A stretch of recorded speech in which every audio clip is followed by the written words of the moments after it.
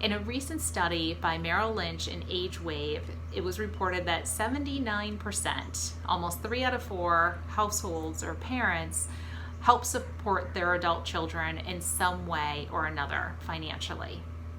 And 31% of individuals age 18 to 34 live at home.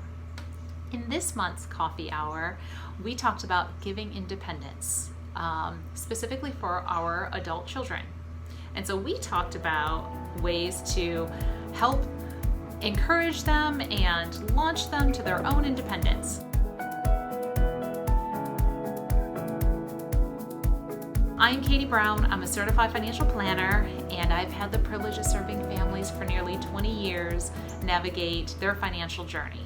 Coffee with Katie is an initiative where I bring together a group of women and we have a financial or financial related conversation, typically over coffee, and then I share my insights with the rest of you. And the whole idea of getting together is to create a comfortable place where we can share stories, we can learn from one another, and we can just enjoy each other's company. So I want to go over 3 different items that we discussed. Number 1, determining areas where you would like to support them. Number 2, setting proper expectations for your children. And number 3, helping to provide them with an independent toolkit.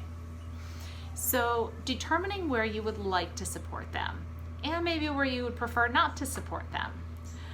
You might want to help contribute toward their wedding costs or the purchase of their first home, or if their grandchildren, if grandchildren come into the picture, you might want to help cover some of the cost of college education for them.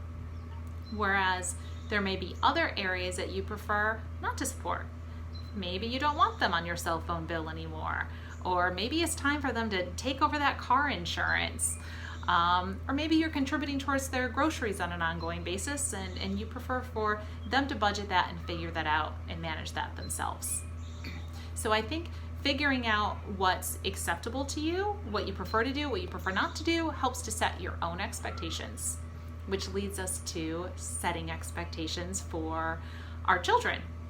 So if they do happen to come back home after college, or you are financially supporting them in another way, I've heard a lot of success from creating lease agreements or contracts with the children to set those expectations for what is going to be the cost if they come back. Perhaps there's a rental expense, and going over what that rent covers, and maybe throughout that process kind of giving them a peek behind the curtain to see what it actually costs to run a household and what the added cost of having another individual in the house is, to help explain where that rent is going to.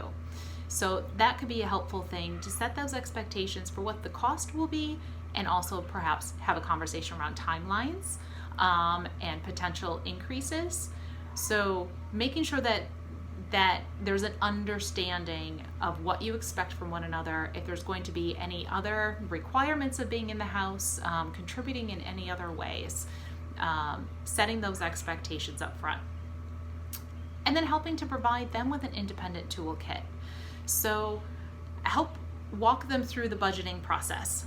Once again, feel free to share, what does it cost to run your household? You don't have to share everything, but giving them some insight into the real world and all the different moving pieces and helping them kind of create that first budget. That's a great life skill. I know we've talked about budgeting before, and I like to think about budgeting kind of in 3 buckets. There's the expenses that are your past promises, things that you've already committed to, so perhaps a car payment or school payment, something along those lines, kind of your fixed expenses. There's setting some money aside for your future self, and then there's the discretionary spending, so your entertainment, your clothing, your dining out, that type of stuff. So thinking about expenses in buckets can be helpful. But also, you might want to talk about things like grocery shopping. Maybe have them do the family grocery shopping for the week if they're not already contributing in some sort of way like that. If you are a family that sits down to meals, even if it's just a couple times a week, give them ownership over a night. Have them prepare and cook and serve the meals and clean up and be part of that process from start to finish. Have them take ownership over their own appointments and meetings and calendars and schedules, and make sure that there's that comfort level there if there's not already. So if they have a doctor's appointment, have them schedule it and do it, and make sure that they're taking care of those tasks for themselves. So I'm going to include with this a short download, Financial Basics for Young Adults. So I'm going to attach that to here, and it talks about some of those things about budgeting and initial investing, and just some kind of key areas to help build that independence. So thank you so much for tuning in today as we talked about, giving independence to your adult children. And if you have anything that you would like to share, if you have any questions you'd like to reach out with, please feel free to contact me at kbrown@mortonbrownfw.com.